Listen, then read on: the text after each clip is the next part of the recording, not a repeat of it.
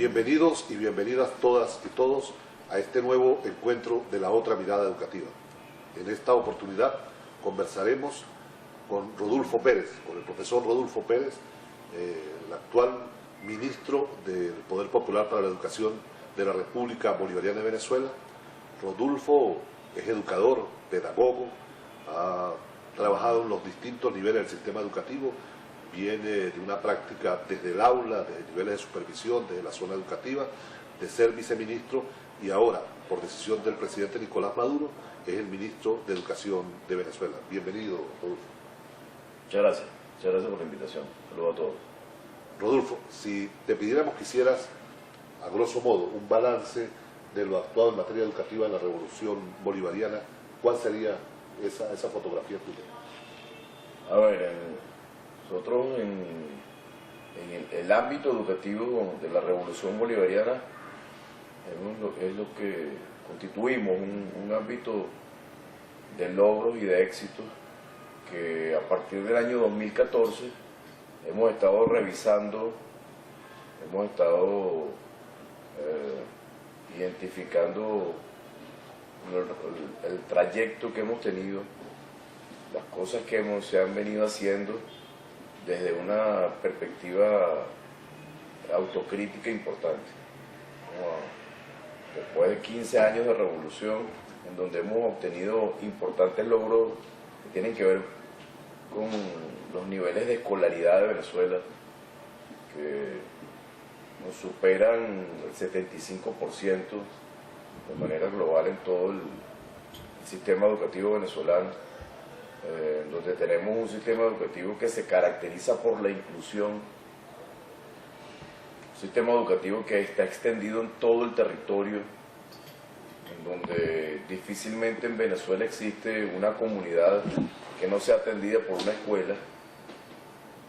Hemos cubierto, hemos alcanzado el logro de la inclusión, el logro de hacer que si un niño, si un joven venezolano quiere estudiar, tenga acceso a una institución educativa, en cualquiera de sus niveles, digamos, sus modalidades, desde la educación inicial hasta la universidad. Hemos tenido algunos problemas con la cobertura en algunos segmentos etarios, como es el caso de la atención a la población de 0 a 3 años. Sin embargo, tenemos muy buenos índices, más del 75%, como decía. Eso además se corresponde con lo que se ha podido lograr en todos estos años en materia de, por ejemplo, distribución de la renta petrolera, que es quizás el gran logro que hemos tenido. Desde 1992, Venezuela, el principal rubro que aporta al Tesoro Nacional es el petróleo, y desde 1922 hasta que surgió la Revolución Bolivariana, la renta petrolera no había podido ser distribuida entre los trabajadores, trabajadoras, entre los humildes y las humildes. Como que va aparejado una cosa con la otra, que el pueblo tenga acceso a la renta petrolera, y que una manera de distribuir la renta petrolera es hacer que la educación sea un derecho y que el sistema educativo sea esencialmente un sistema educativo inclusivo. Ahora, desde el año 2014 estamos revisando porque Venezuela se puso un objetivo muy ambicioso, que es la construcción del socialismo, es la construcción de una sociedad justa, en donde superemos los valores y los elementos que están regidos por el lucro y la ganancia, y que permita entonces avanzar desde los niveles de conciencia de la población. Y para alcanzar el socialismo, pues la educación es una herramienta fundamental. Y hemos tenido algunas deficiencias y algunos problemas para cumplir con este objetivo, para tener un sistema educativo que no solamente sea inclusivo, sino que permita ser un sistema creador de conciencia nacional, de conciencia de clase, de conciencia de país, ¿no? que permita hacer que nuestra población pueda autodirigirse hacia mejores niveles de vida. ¿Cuáles son esos problemas? Hemos visto, por ejemplo, nosotros tenemos una desarticulación en la formación de maestros y de maestras, de profesionales de la educación. Nosotros tenemos una profunda desconexión entre el sistema universitario que forma profesionales de la educación con lo que necesita el Ministerio de Educación. La gran mayoría de las universidades que forman profesionales de la educación tienen una perspectiva y una visión que no es coincidente con lo que nosotros aspiramos. De tal manera que una persona pasa 5 años formándose en su universidad, asimila una cultura pedagógica, asimila unas prácticas pedagógicas, asimila un conjunto de elementos que se corresponden con la perspectiva del mundo, con la perspectiva de lo que es la educación, con lo que es el desarrollo de su profesión, y cuando se incorpora al sistema educativo, cuando se incorpora a trabajar en el Ministerio de Educación, pues se consigue con otra cosa que es completamente diferente a lo que se le presentó en las universidades. Nosotros tenemos una matrícula de profesionales de la educación dependientes del Ministerio de Educación de cerca de 355.000 profesionales de la educación. Y si esto lo vinculamos con gobernaciones y con alcaldías, toda la matrícula de profesionales de la educación del Estado venezolano debe llegar a un poco más de 500.000 de personas. Y la gran mayoría de esas personas tiene menos de 15 años de graduado, es decir, más del 60%. Aquí ha habido un proceso en donde se ha renovado la fuerza laboral educativa del país. Más del 60% son personas que tienen menos de 15 años. Por lo tanto, son personas entonces que han vivido en el momento en el cual se ha desarrollado la revolución bolivariana. Y son personas entonces que necesitando nosotros que haya coherencia en la formación que han recibido y en su práctica pedagógica, pues se presenta esta situación en la cual gente muy joven que tiene que llegar al Ministerio de Educación y tiene que entonces romper con los patrones que han venido asimilando en las universidades. Cuando están en el Ministerio de Educación, pues entonces esa confrontación de perspectivas, pues ha habido problemas en eso. Y ha habido problemas en la formación permanente del maestro. De tal manera que yo diría que hay esos dos problemas: la formación inicial y la formación permanente del profesional de la educación.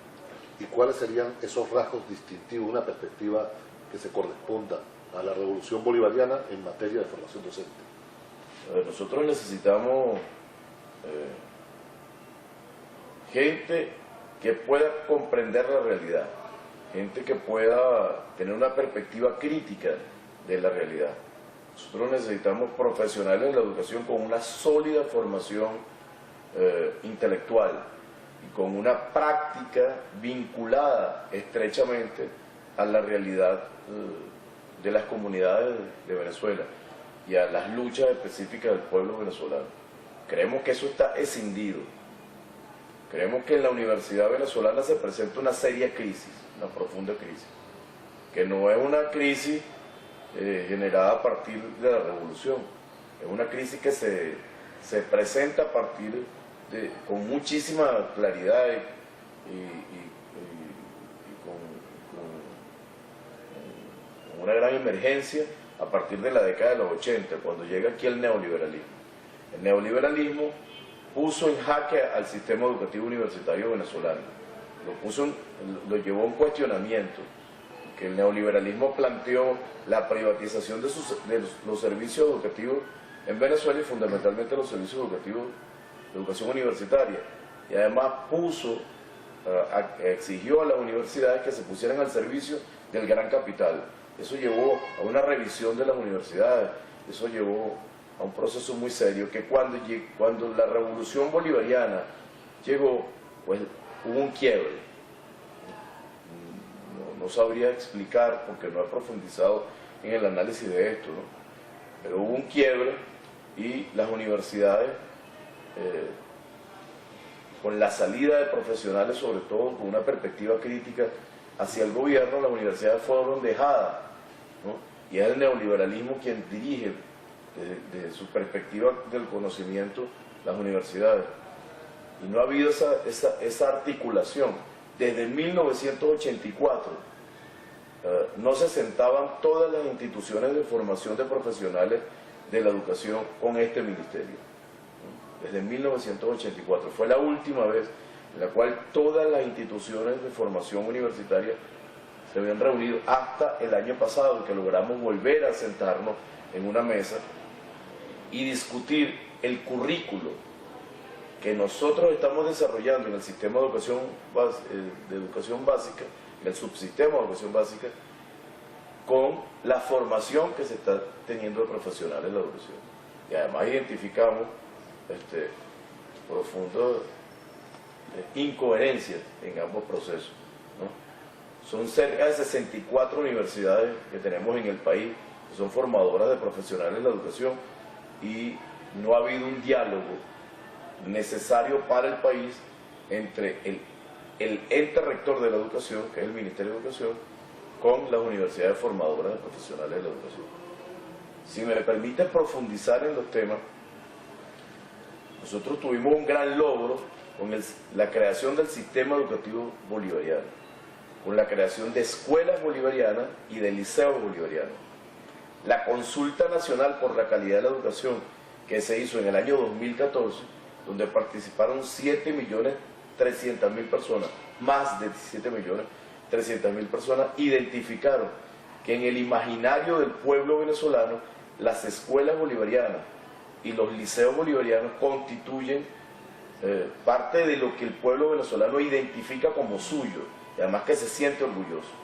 Sin embargo, nosotros identificamos que ha habido discontinuidad en el desarrollo de esta política de escuelas bolivarianas, que son escuelas que tienen un turno extendido. En Venezuela, cuando la democracia burguesa representativa tomó cuerpo en 1958, para aumentar la matrícula, el turno escolar se dividió en dos turnos. Teníamos un solo turno, mañana y tarde. Las escuelas funcionaban en la mañana y en la tarde, ¿no? en atención a los estudiantes, y a partir de la década de los 60 aparece el doble turno, que en una misma infraestructura entonces tenemos capacidad para doblar la matrícula, y efectivamente eso se presentó como un gran logro del país, que se doblara la matrícula. La inclusión se logró en los años 60 y 70 por la vía de la creación del doble turno. Con las escuelas bolivarianas y los liceos bolivarianos extendemos el turno, ¿no? Y permitimos una mayor cobertura en atención pedagógica a los estudiantes. Sin embargo, ese proyecto no se le dio continuidad. Eso fue un proyecto que fue revolucionario para su época, para su momento, que amplió el tiempo que estamos atendiendo, incorporó fuertes actividades de cultura y de deporte, y además permitió que los profesionales de la educación que trabajaban en estas modalidades educativas se les pagara con una bonificación.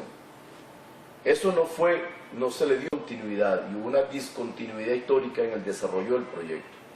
En este momento, ¿qué estamos viendo? Estamos viendo que para poder desarrollar el sistema educativo bolivariano tenemos que abordar la jornada de trabajo del educador y la educadora. ¿Sí? En Venezuela, todavía en este momento, tenemos una jornada de trabajo que está centrada en una perspectiva de la docencia que identifica que ser docente es dar clases, es utilizar la voz para sentarse o para estar frente a un grupo de estudiantes dando clases. A una persona, a un docente, se le contrata, si es de educación inicial, por ejemplo, se le contrata 5 días a la semana, desde las 7 de la mañana hasta que termina la jornada, atendiendo estudiantes durante los 5 días a la semana. Y su preparación, su formación permanente, la evaluación de los procesos, que son 3 actividades fundamentales desde el punto de vista pedagógico, entonces deben desarrollarse fuera de la jornada de trabajo en tiempo que le corresponde, que es tiempo del trabajador, que no es pagado, ¿no? Que no es parte de la remuneración, ¿no? Nosotros estamos identificando que el tema central para lograr la calidad de la educación tiene que ver con la reformulación de la jornada de trabajo del trabajador de la educación. Ya no solamente la calidad de la educación va por la vía de tener un sistema educativo inclusivo, que la inclusión es nuestro primer criterio de calidad. Nosotros no comprendemos la calidad desde una perspectiva según la cual ir a una escuela, ser atendido en una escuela es un privilegio. Nuestro primer criterio de calidad es la inclusión. Pero para lograr que un sistema educativo inclusivo, amplio en el territorio y en la población que atiende, profundice sus niveles de calidad, nosotros necesitamos que en la jornada de trabajo, en las instituciones educativas, los profesionales de la educación tengan en su jornada de trabajo tiempo para prepararse y para formarse permanentemente, para investigar, ¿no? Tiempo para relacionarse con los estudiantes en los espacios de aprendizaje, que es lo que tradicionalmente se conoce como dar clases, tiempo para reflexionar con compañeros de trabajo y compañeras de trabajo, tiempo para atender a la familia y a la comunidad, y tiempo para evaluar, y tiempo para hacer retrospectiva de lo que se hizo, ¿no? Eso es nuestra gran aspiración, ¿no? Eso, por supuesto, para nosotros ofrece un gran reto, porque siendo nuestro sistema educativo proporcionalmente uno de los más grandes, teniendo además una matrícula de docentes proporcionalmente con nuestra población, de las más grandes también, nos lleva esto a que tendríamos que hacer mayores inversiones de lo que hemos tenido en este momento. Tenemos una inversión social impresionante, ¿no? Mayores inversiones en la contratación de mayor personal y en la utilización, bueno, de mayores recursos para la formación, para la preparación del maestro, para generar espacios de encuentro, ¿no? Y de debate. Ya volveremos sobre el tema de la jornada laboral, pero me gustaría que precisara un poco el tema respecto a la formación docente. Para ponerlo de manera sencilla, quizás uno de los mayores cuestionamientos al modelo universitario de formación docente es un tecnicismo, un academicismo exagerado, pero también al programa de formación de educadores, del cual tú fuiste uno de los constructores y líderes del proceso. Se le cuestiona que es demasiado sociológico. Son como dos cuestionamientos de dos aceras distintas, un enfoque demasiado teórico y un enfoque demasiado sociológico. Tú estás hablando de redefinir un programa de formación docente ubicando más hacia un centro que combine formación teórica, pero también profundo compromiso con las comunidades e interacción de la escuela con su entorno. Claro, no puede haber compromiso con comunidades si no se tiene una sólida formación intelectual, si no se tiene una sólida formación pedagógica. Es la pedagogía que comprende lo que sucede en una comunidad. Es mi formación además. Yo soy egresado de un pedagógico, mi título es que soy egresado de un pedagógico. Lo poco que sé de pedagogía lo aprendí en la lucha con las comunidades, en la lucha con el pueblo. Lo aprendí conociendo de su realidad y haciendo de esa lucha un hecho pedagógico. No entiendo además que haya otra pedagogía que tenga pertinencia, que no es la pedagogía que surge de la comprensión de la realidad social de la gente. Ahora, retomando el tema de la jornada laboral, durante décadas el magisterio venezolano hizo casi una conquista suya disponer de los fines de semana libres. Cuando tú hablas de ampliar un poco la estrategia del aula, reconfigurar el papel del docente, también se incluye el tema, por ejemplo, de los sábados pedagógicos, que tiene ahí como una contradicción en términos ideales con lo que ha sido una práctica de conquista sindical gremial del magisterio. ¿Cómo resolver esa tensión? A ver, el tema de los sábados pedagógicos es una invitación que hacemos al magisterio. Quienes somos maestros y maestras sabemos que para nosotros es una exquisita tentación que nos convoquen a un espacio para ir a debatir acerca de pedagogía, acerca de educación, acerca de todos estos temas. El tema es que si nosotros queremos en este momento, para que un grupo de docentes en una institución educativa se pueda reunir para debatir acerca de lo que se hace en la escuela, acerca de la relación con la comunidad, acerca del desarrollo de los aprendizajes de sus estudiantes, para que eso se pueda hacer en una institución educativa, tiene que paralizarse la actividad pedagógica. La actividad tiene que paralizarse. Porque si tú eres el maestro de primer grado y yo soy el de segundo, o al revés, y otros compañeros están responsables de un grupo, para que tú y yo podamos reunirnos en nuestra jornada de trabajo, para compartir y reflexionar acerca de lo que estamos haciendo, para que podamos hacer eso tenemos que suspender clases. Porque tú atiendes lunes, martes, miércoles, jueves y viernes un grupo de estudiantes y yo también. Y el Ministerio de Educación tiene que resolver esa situación. Pero esa situación pasa porque podamos modificar la jornada de trabajo. Y para modificar la jornada de trabajo tenemos que hacer muchísimas más inversiones. Porque para que tú puedas salir de tu salón de clase y yo pueda salir de mi salón de clase, pues tendríamos entonces que modificar la concepción esta que dice que un maestro es un maestro integral de todas las áreas del conocimiento. Tendríamos que más bien fraccionar esto, es decir, que tú te encargues de un área del conocimiento y otro maestro se encargue de un área del conocimiento, y mientras tú estás trabajando con el grupo de estudiantes, el otro maestro está preparándose, está debatiendo con otro grupo de maestros que están en ese momento fuera del salón de clase, ¿no? Y están en un espacio investigando, debatiendo, confrontando, están visitando la comunidad, están atendiendo a padres y representantes, están identificando por qué un muchacho o una muchacha no vino hoy o tiene varios meses que no ha regresado al salón de clase. Eso modifica la jornada laboral, a eso me refiero. Y eso implica que donde había un maestro atendiendo un grupo de niños, ahora puede ser que haya 2 o hasta 3 maestros.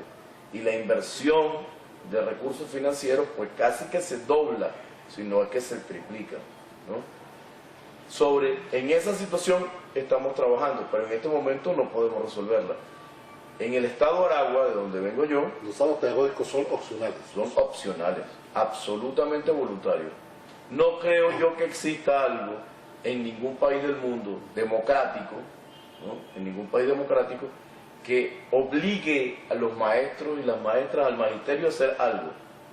Si algún sector de trabajadores y trabajadoras es un sector de libre pensamiento y es un sector en donde impera la voluntad y la conciencia, es en el magisterio.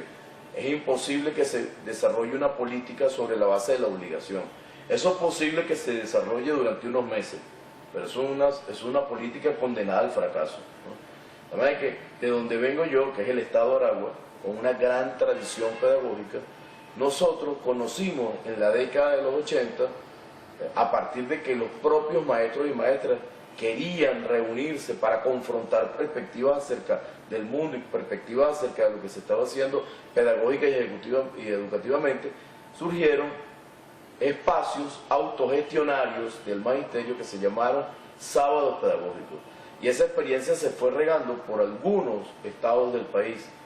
Y de esa experiencia es que dijimos entonces, si el sistema de formación e investigación necesita de espacios de coincidencia, pues hacemos una invitación solidaria, hacemos una invitación desde la voluntad de encontrarnos, desde la conciencia de encontrarnos, hacemos una invitación a encontrarnos en sábados pedagógicos, en un encuentro de maestros y de maestras y de gente vinculada al tema educativo, al tema pedagógico, para confrontar qué es lo que estamos haciendo para revisarlo.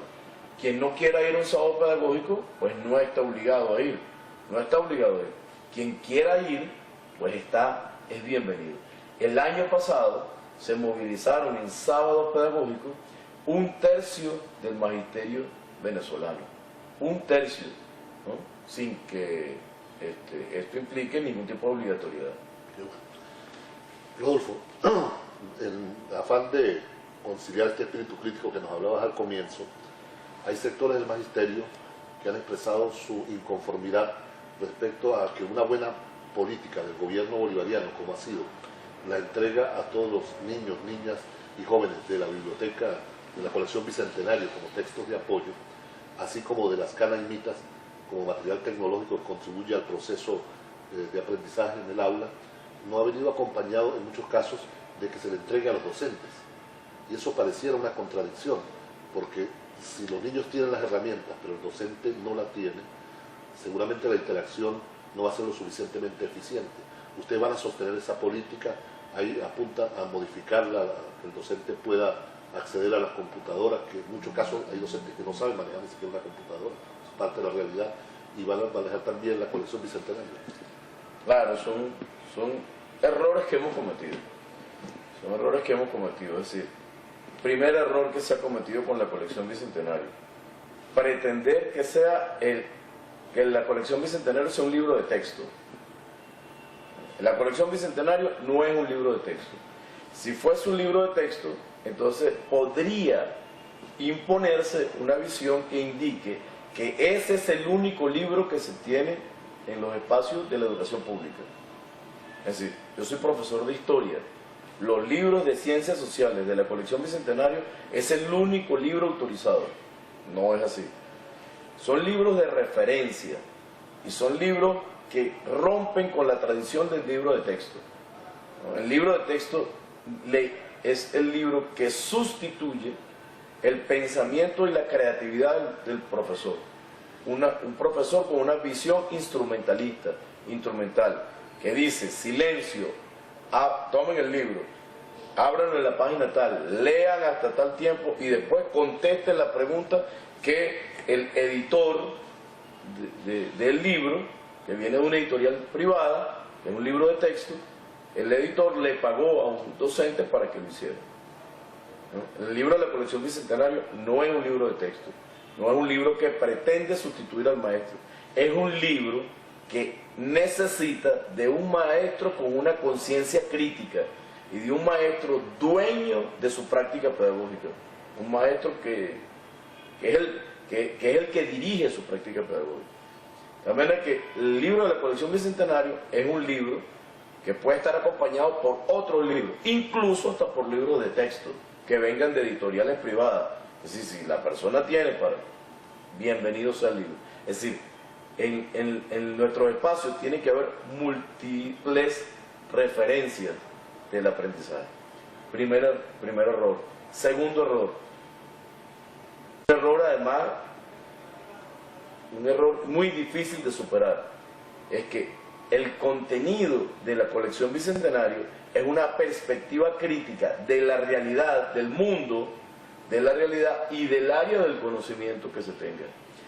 Y lo que nos enseñan en las universidades, en el sistema educativo universitario, de formación de profesionales, no es una perspectiva crítica, es una perspectiva justificadora de la realidad. La gran mayoría de los profesionales de la educación, además, van a la universidad, asimilan lo que le da la universidad, que no es una perspectiva crítica, obtienen su titulación y se van a trabajar. Y su aspiración no es otra, sino dedicarse a trabajar, a mantener a su familia, ¿no? Puede ser que posteriormente asuman una perspectiva de crítica a la realidad, incluso hasta revolucionaria de transformación, pero naturalmente no se obtiene eso se obtiene con la lucha, se obtiene con el compromiso, con procesos sociales, políticos. ¿Cuál es el problema? Que cuando el maestro, que viene sin una perspectiva crítica de la universidad y no ha recibido ninguna herramienta ni ningún espacio donde pueda confrontarse la perspectiva que trae de la universidad, que no es crítica, como no ha recibido no ha tenido ningún apoyo para desarrollar su perspectiva crítica, cuando toma el libro de la colección Bicentenario y revisa lo que sucede, suceden dos cosas. Primera alternativa, no comprende lo que se le está presentando en el libro de la colección Bicentenario. No lo comprende, porque es una perspectiva a la que no ha tenido acceso anteriormente. Yo soy profesor de ciencias sociales, soy especialista en historia. Los libros de ciencias sociales ofrecen una perspectiva crítica del mundo en el cual vivimos, ¿no? Y si yo no he tenido acceso a esa perspectiva, cuando yo reviso el libro, pues lo que puede suceder es que no lo comprenda. Y en el mejor de los casos, ¿verdad?, pueden suceder otras dos cosas son derivadas. O que lo comprenda, ¿verdad?, digo, sé de qué se trata y no lo comparto, o lo comprendo y lo comparto, ¿verdad? Esa situación se nos presenta crudamente con el tema de la colección bicentenario, por lo que decía anteriormente. Primero, hay una discontinuidad en lo que hay en la formación universitaria y después el Ministerio de Educación no ha tenido alternativas de formación permanente para sus profesionales de la educación. Y el otro tema, que termina de completar los errores que se han cometido, es que además los libros de la colección bicentenaria no se le daban a los docentes. Si el docente tiene que utilizarlo, pero no tiene acceso a él, entonces es una gran incoherencia, una gran incoherencia. Nosotros estamos rectificando estos errores con muchísima fuerza desde el año 2014. ¿No? Se creó el Sistema Nacional de Investigación y Formación. Un tercio de los maestros en el año escolar 2014-2015 se movilizaron en espacios creados por el Ministerio de Educación para reunir a los maestros y las maestras. Uno de esos espacios son los sábados pedagógicos. Uno de esos espacios, ¿no? Y además, el Ministerio de Educación empezó a distribuir la colección bicentenario a todos los docentes del país y las canaimitas a todos los docentes del país, ¿no? Creemos que estos son los primeros pasos para rectificar un error que habíamos cometido y creemos además que estamos a tiempo de sentarnos con el magisterio venezolano y no solamente pedir su opinión acerca de este extraordinario instrumento pedagógico, teórico, metodológico, sino además de que se amplíe la base social que construyen los libros de la colección bicentenario, que son construidos por un colectivo de más de 300 docentes. Nuestra aspiración es que con el sistema de investigación e información y con los más de 400 centros de investigación e información que están distribuidos en todo el país, podamos hacer que los maestros en sus reflexiones elaboren y sean también autores del contenido de la colección bicentenario. En ese mismo sentido crítico, hay quienes tienen observaciones a una especie de modelo de promoción automática en el aula. La promoción automática ha sido una práctica utilizada en coyunturas muy específicas en los sistemas educativos en América Latina y el Caribe. Sus detractores siempre han cuestionado la calidad al final del proceso. Al parecer, todo el esfuerzo que se viene haciendo, porque no se dé la repitencia como un fenómeno permanente en el sistema educativo, señalan algunos que lleva a que los muchachos no pasen de un grado a otro con el suficiente manejo del conocimiento que requiere el aprobar un grado determinado. Eso ha sido valorado por el Ministerio cree que no, que se pasa con la suficiente competencia, porque al final, sobre todo en muchas universidades, se cuestiona que el muchacho que llega a la universidad no llega tal vez manejando todas las herramientas de lectoescritura, manejo matemático, que se supone que debe tener, por ejemplo, un bachiller. ¿Eso es cierto? ¿Cuáles son los estudios? ¿No es equivocado? ¿Cuál es la valoración que hace el Ministerio al respecto? Ya, primero, hay un tema que es que la repitencia se ha disminuido en el sistema educativo venezolano. Y es un motivo de orgullo que se haya disminuido. Es decir, porque las valoraciones que se hacen acerca del fenómeno de la repitencia es, por una parte, que el estudiante es individualmente responsable de su desarrollo y por otra, que el profesor es individualmente responsable de lo que haga el estudiante, ni una ni otra cosa. Es decir, es responsable el estudiante de su desarrollo como individuo, pero también hay un conjunto de elementos sociales que están vinculados y asociados a su desarrollo y al desarrollo de su aprendizaje. Muy particularmente es el trabajo del docente. Es decir, el desarrollo de los aprendizajes de mis estudiantes es un logro de ellos y particularmente mío. Si mis estudiantes están reprobados, el que está reprobado soy yo, ¿no? Está reprobado soy yo. Entonces, eso es lo que nos ha motivado a nosotros a programas como, por ejemplo, la batalla contra la repitencia. ¿Qué implica la batalla contra la repitencia? Que vamos a hacernos la vista gorda de deficiencias que se tengan. Por lo menos ese no es el espíritu. El espíritu es a rescatar los elementos de carácter humanísticos de la práctica profesional del maestro y la maestra, del profesor. Además, muy particularmente, de los profesores de educación media, donde quizás se presenta una perspectiva un tanto más instrumentalista y fraccionadora del conocimiento, porque los profesores de educación media somos profesores o de matemática o de historia, ¿no? O de castellano o de ciencias de la tierra, o de educación física o de arte, ¿no? Y entonces tenemos una tendencia a fraccionar el conocimiento y a tener una perspectiva quizás un tanto más tecnocrática que el resto de los maestros y las maestras. Una maestra de preescolar, pues no solamente que debe tener una visión de integralidad del proceso de aprendizaje, sino que además como trabaja con niños que están en un desarrollo etario de 3 a 6 años, pues es natural que el tema afectivo pues cobre una especial relevancia. Igualmente sucede con un maestro o una maestra de educación primaria. Es decir, la formación tiene un gran componente de cuidar al niño de 3 a 6 años y de 6 hasta 12, 14, hasta 11 años, ¿verdad? Desde el primero hasta el 6º grado. Y en el caso de la educación media, pareciera que el componente afectivo se ve reducido. Es decir, hay más racionalidad, porque más racionalidad o pretende desarrollarse más racionalmente que afectivamente. Pareciera una paradoja, una contradicción, porque cuando estamos tratando con adolescentes, pues hay que cuidarlos más. Y pareciera que los profesores de educación media no tenemos tanto desarrollo en los elementos afectivos. Pretendemos desarrollar nuestra práctica como profesionales desde la racionalidad, ¿no?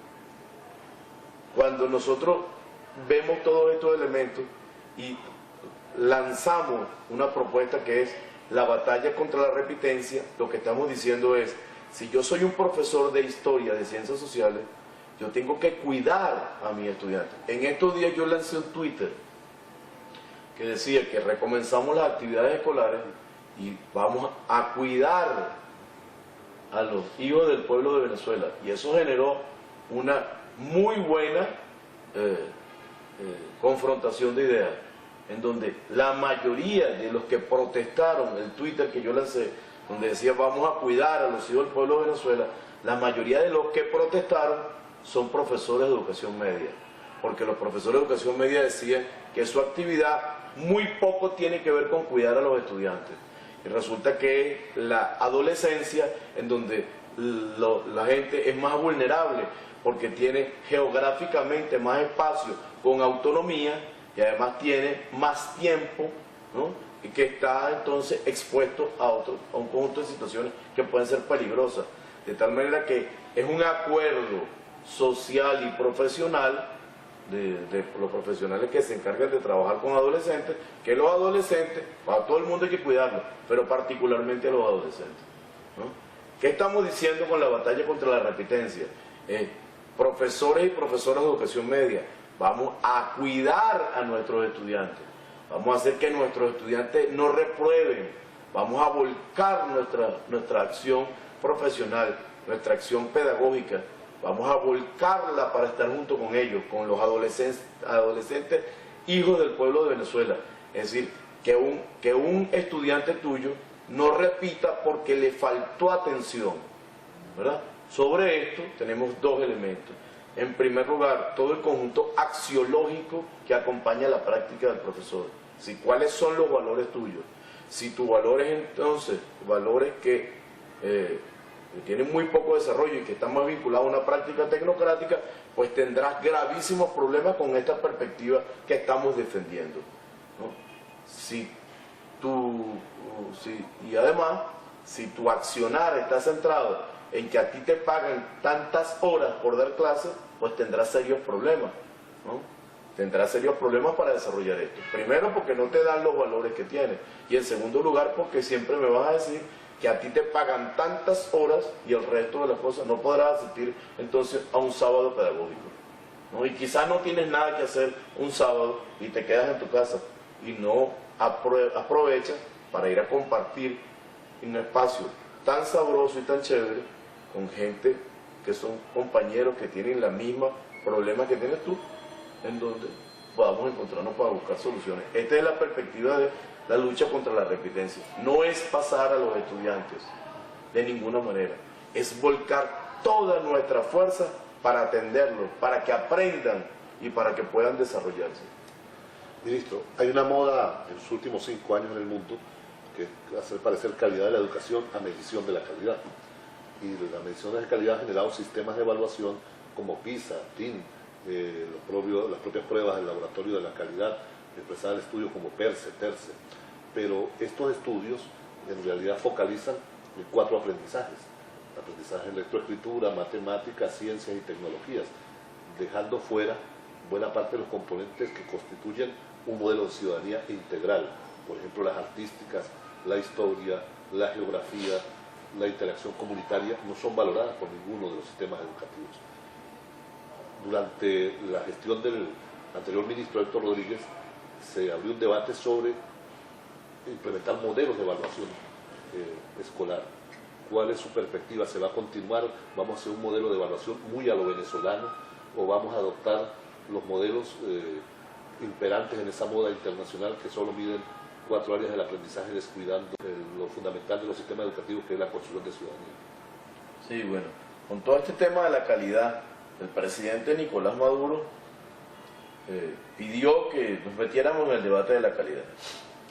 Y con todo este tema de la calidad, pues bueno, ha habido grandes debates muy importantes, hemos aprendido algunas cosas. En primer lugar, es que existe una tendencia a que se nos extrapole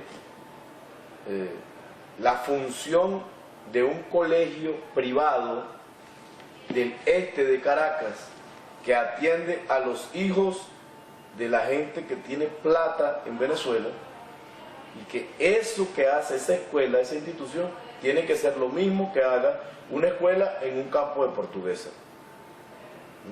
o una escuela en un barrio.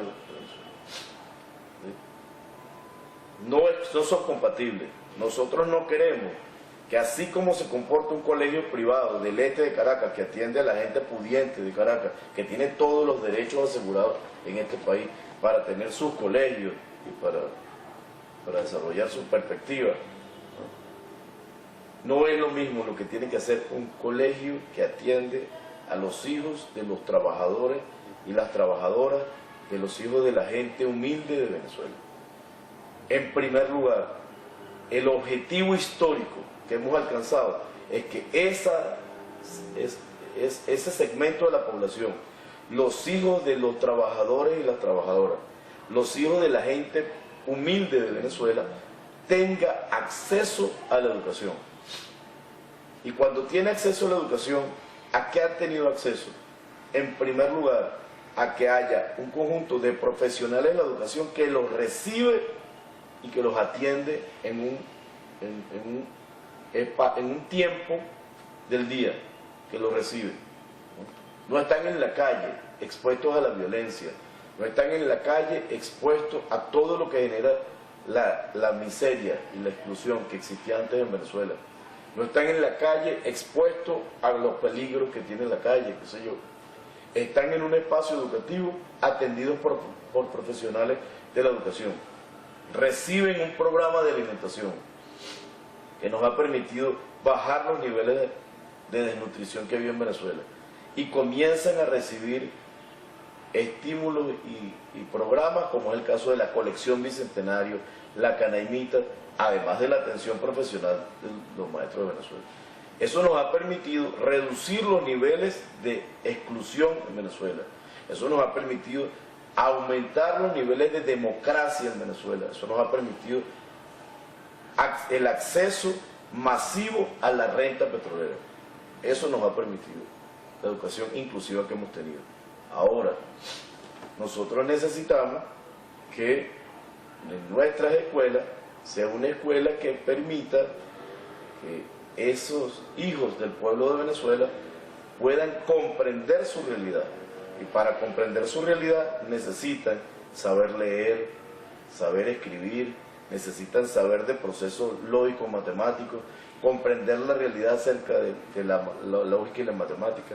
Necesitan además conocer de su historia, necesitan construir espacios de democracia en su escuela y en su comunidad, y además necesitan ser atendidos con amor y con cariño por los maestros y las maestras, ser cuidados por los maestros y las maestras, ¿no? De manera que el tema de para qué funciona un colegio privado en el este de Caracas, porque no todos los colegios privados son iguales a los del este de Caracas, a los grandes colegios, ¿no? ¿Para qué funciona un colegio privado para el este de Caracas? Para la oligarquía caraqueña o la oligarquía venezolana. Para lo mismo que una institución pública en Venezuela. No tienen el mismo objetivo, ¿no? De manera que entonces el tema de la calidad es un tema al cual nosotros no queremos rehuirle, queremos meternos, pero además tenemos una perspectiva de lo que es la calidad. Como lo hemos dicho anteriormente, el primer criterio de calidad es la inclusión. Y para que una institución tenga la calidad de ser una institución bolivariana, tenga la calidad de ser una institución socialista, pues tiene que tener entonces gente que estudie y gente que sea productora de nuevas perspectivas culturales. Pero vamos a un sistema de evaluación del aprendizaje. Voy para allá, ya me lleva para allá, a eso. De tal manera que eso no se corresponde con lo que han hecho los países europeos. Esto que te estoy diciendo. Generadores de cultura, que nuestras escuelas generen cultura, no que nuestras escuelas sean reproductoras de la cultura. O sea, nuestras escuelas que sean cajas de resonancia de los medios de comunicación privados, de las empresas privadas de la comunicación. Eso no lo queremos nosotros. Nosotros queremos una institución educativa que sean generadoras de una cultura que nos permita cambiar y nos permita transformar la realidad. Y como esa es nuestra perspectiva, no le tenemos miedo a medirnos con Europa, no le tenemos miedo a medirnos con Estados Unidos. Y es una vara muy alta, un objetivo muy alto, ¿verdad? Primero porque en Estados Unidos el sistema educativo no es inclusivo, y yo tengo serias dudas de que sea de calidad. El sistema educativo de calidad que justifica las injusticias norteamericanas tiene escuelas para los ricos y además tiene universidades para los ricos que justifican y reproducen su sistema de injusticia y que además está puesto en el mundo como instituciones que son instituciones de calidad porque generan pensamiento para la injusticia, como son los colegios más importantes, privados todos, y además como son las universidades más importantes de los Estados Unidos. Como allí van grandes recursos financieros y allí se concentran grandes recursos tecnológicos, pues ahí se está produciendo tecnología y se está produciendo conocimiento que es para reproducir la injusticia. Bueno, pues esa no es la perspectiva que nosotros queremos, no es la perspectiva, de ninguna manera, lo decimos con soberanía, no es la perspectiva, pero nosotros queremos generar cultura y generar tecnología, no para reproducir la injusticia, sino para combatirla. Y en esa perspectiva nosotros queremos medirnos con los norteamericanos y con los europeos. En esa perspectiva nos medimos en, por ejemplo... Pero con un sistema propio, internacionalmente... Entonces nos medimos con nuestro sistema, con el sistema. Nosotros el año pasado tuvimos un seminario donde invitamos a varios países de América Latina. Desde Cuba, que es un país socialista, hasta países que tienen una perspectiva eminentemente neoliberal, no voy a nombrar ninguno de ellos, pero tienen una perspectiva en la cual se evalúa a los profesionales de la educación y si alguien está reprobado en la evaluación se le sanciona y son punitivos, ¿no? Nosotros no compartimos esa idea y además tenemos tanto derecho como tienen ellos a tener su idea y defenderla como tenemos nosotros, ¿verdad? Ellos como nosotros, ¿no? Entonces, vamos a un sistema de evaluación desde nuestra perspectiva. Y además le estamos diciendo, no solamente nosotros queremos evaluarnos desde nuestra perspectiva, sino que además los invitamos a que nos evalúen, porque no les tenemos ningún miedo a su sistema de evaluación. Y además porque desde una perspectiva socialista, el socialismo supera con creces lo que tiene el capitalismo. Un socialista es superior en calidad a un capitalista, entre otras cosas porque el capitalista fundamenta todo su sistema de vida en la injusticia, en el lucro, en la ganancia, y los socialistas fundamentamos nuestro sistema de vida en la equidad, la cooperación, la solidaridad, que son valores, mientras que los otros son aberraciones. No es que nosotros no tenemos ningún problema en este tema de la medición. Primero, estamos construyendo, vamos a desarrollarlo, ¿no?, un sistema que nos permita a nosotros cualificarnos, medirnos cuantitativa y cualitativamente lo que hemos hecho, que nos permita valorar lo que estamos haciendo en materia educativa. Y además le decimos a los europeos y le decimos a los norteamericanos, estamos dispuestos a medirnos con ustedes y estamos seguros que estamos en mejores condiciones que ellos. Nuestro pueblo está en mejor condición que los pueblos de ellos. Ministro, usted trabajó durante un tiempo con jóvenes con problemas de conducta, como hemos hecho algunos en este país. Y una opinión muy particular es que son los grandes invisibles en materia de educación. Este Ministerio de Educación va a supervisar la formación en educación en los llamados albergues de menores, la formación continua. No solamente allí, sino también en el sistema penitenciario venezolano. Lo hemos hecho con el ministerio que se encarga del área y además está muy poco difundido. Nosotros tenemos todavía centros penitenciarios que son terribles, pero son la minoría. Son terribles, donde pasan cosas terribles. Como que si nosotros fuésemos un país neoliberal. Pero también tenemos centros penitenciarios en donde se está construyendo una perspectiva diferente de gente, yo no diría gente con problemas de conducta, sino más bien gente que son productos de la sociedad capitalista. Y es por el socialismo que estos privados de libertad comienzan a tener una perspectiva diferente.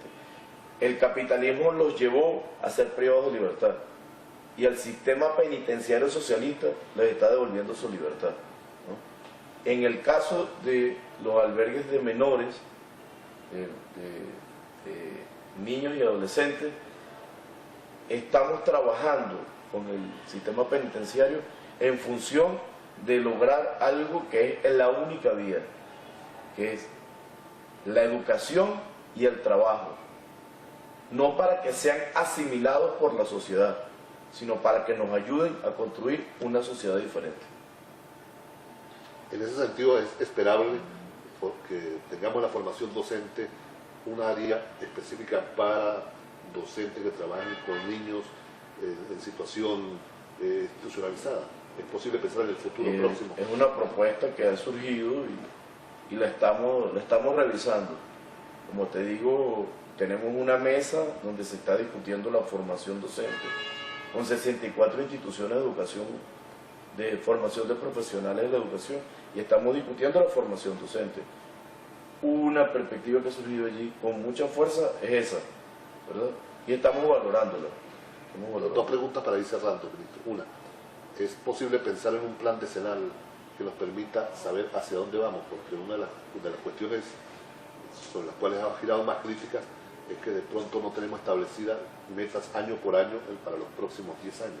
Este ministerio está revisando la pertinencia o no de construir un plan decenal que permita tener una ruta más allá de la contingencia de los cambios en los ministerios.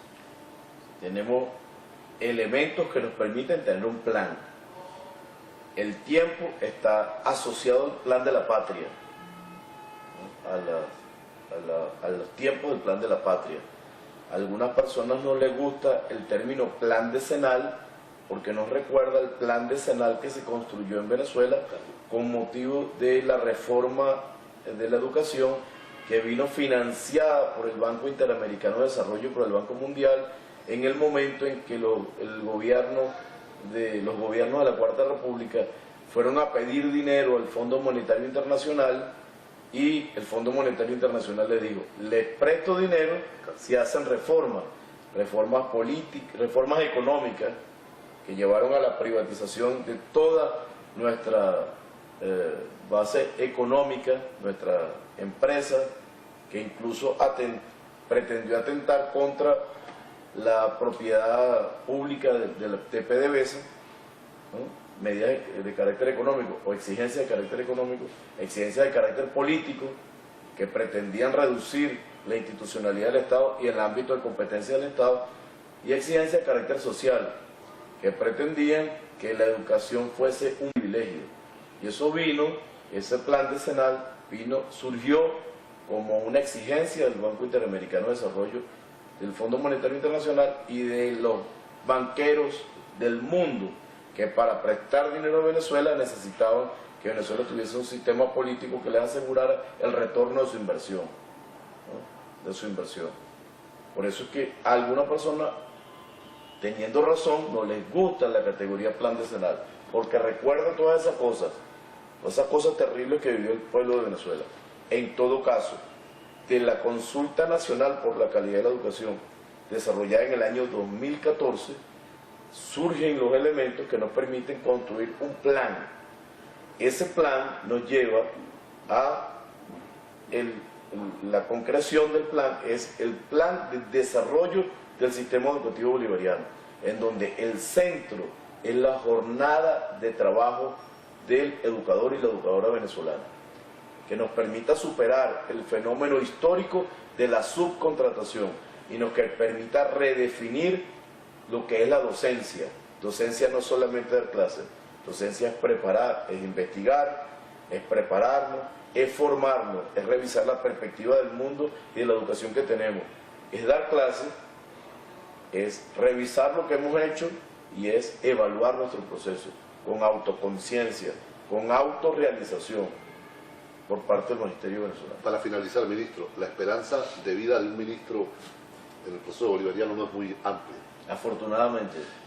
¿Cuáles son sus prioridades? Para los ministros. ¿Cuál es su agenda de prioridades en el breve plazo que le corresponde a un ministro liderar la gestión? Si te dijeran los 3 elementos sustantivos que van a orientar su gestión en este periodo, ¿cuáles serían?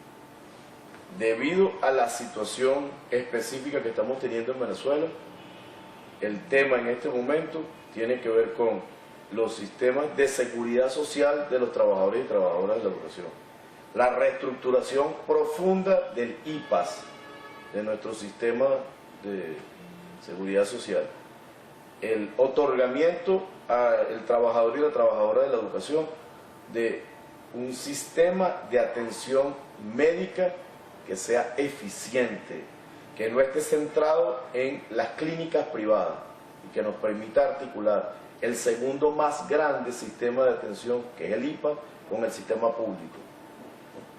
2 elementos. Tercer elemento, el tema de la alimentación de los trabajadores y trabajadoras de la educación y el tema de la alimentación de los estudiantes de nuestras escuelas.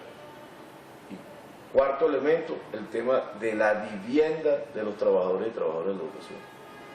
Esos 4 elementos. Y un quinto elemento, el desarrollo del sistema educativo bolivariano. Bueno, conversamos hoy desde la otra mirada educativa con el ministro del Poder Popular para la Educación de la República Bolivariana de Venezuela, Rodulfo Pérez. Gracias, Rodulfo, por esta entrevista.